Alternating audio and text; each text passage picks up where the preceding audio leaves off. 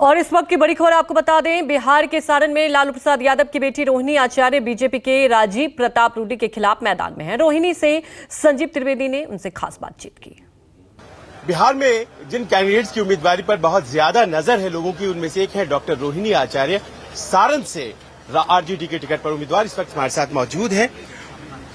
Doctor आचार्य, आप ये बताएं कि शुरुआत में जब आप यहाँ आई तो लोगों ने एक अविश्वास सा व्यक्त किया बिहार की राजनीति में, और धीरे धीरे आपने बहुत मेहनत की, और आज की तारीख में आपको क्या लग रहा है जबकि आप चुनाव के एकदम करीब हो गई? अविश्वास क्यों किया? बेटी पे कौन अविश्वास करता है? सिर्फ विरोधी को छोड़ करके इस बेटी के लिए पूरे भारतवर्ष के माता पिता भाई बहन लोग खड़े हैं बेटी के साथ, सिर्फ विरोधी लोग को छोड़ कर। वो भी विरोधी पहले विश्वास करते थे।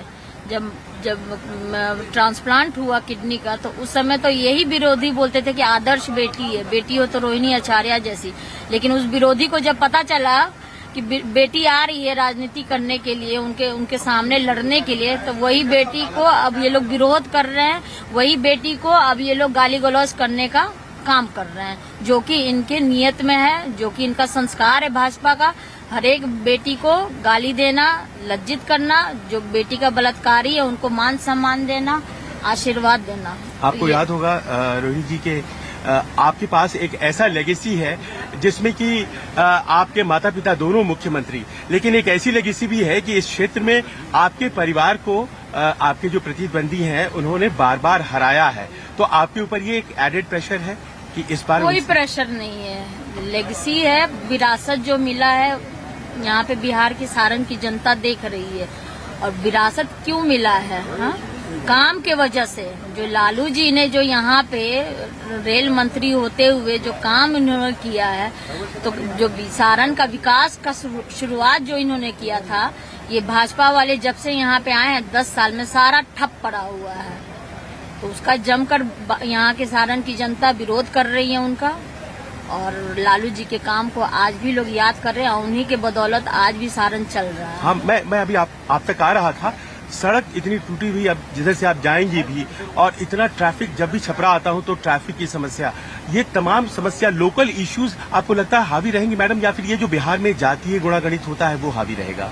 देखिए, लोकल इशू ही ज्यादा हावी रहता है। जनता आखिर यहाँ पे मर रही है ना। हाँ, दुर्दशा देख रहे हैं, आप भी ने भी देखा नाले का क्या स्थिति है।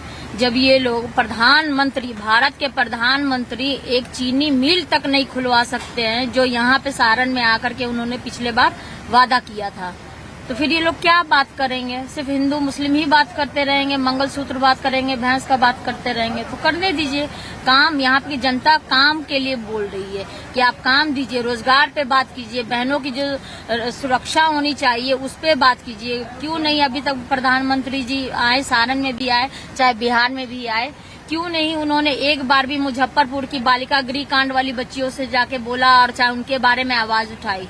चाहे भारत देश में जो पहलवान बहनों के साथ जो हुआ, ब्रिजभूषण के बेटे को क्यों प्रधानमंत्री जी ने टिकट दे करके उसका पीठ थपथपाने का, उसका साहस बुलंद करने का काम किया?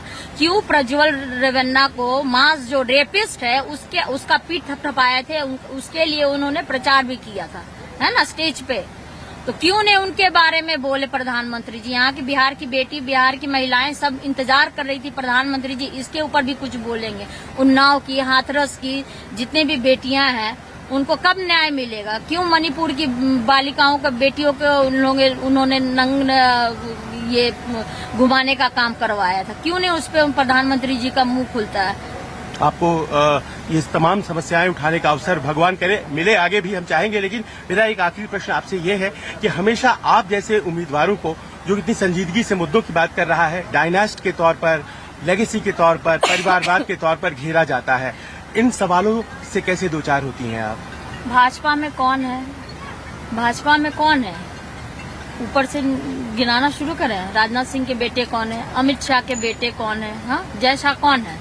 कभी सवाल पूछा है अपने परिवारवाद के बारे में अमित शाह जी से कि अजय क्या नाम इनका, जय शाह कौन है? ये किस परिवार से आते हैं?